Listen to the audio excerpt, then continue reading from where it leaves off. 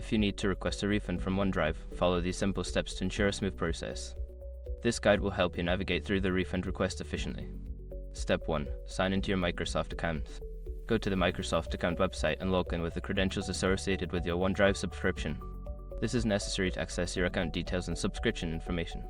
Step 2. Access the Services and Subscriptions page. Once logged in, navigate to the Services and Subscriptions section. Here, you will find a list of all your active subscriptions, including OneDrive, along with the billing details. Step 3. Locate your OneDrive subscription. Find your OneDrive subscription in the list. Click on the Manage link next to it to view more options related to your subscription, including billing history and payment options. Step 4. Initiate the refund process. Look for the option to request a refund. This may be labeled as Cancel Subscription or Request a Refund. Follow the prompts to provide the necessary information regarding your refund request, including the reason for the refund. Step 5. Submit your request. After filling out the required information, review your request to ensure everything is accurate. Submit your refund request and keep an eye on your email for confirmation or further instructions from Microsoft regarding your refund status. Once you've completed these steps, you should receive a response from Microsoft regarding your refund request. Be sure to check your email regularly for updates.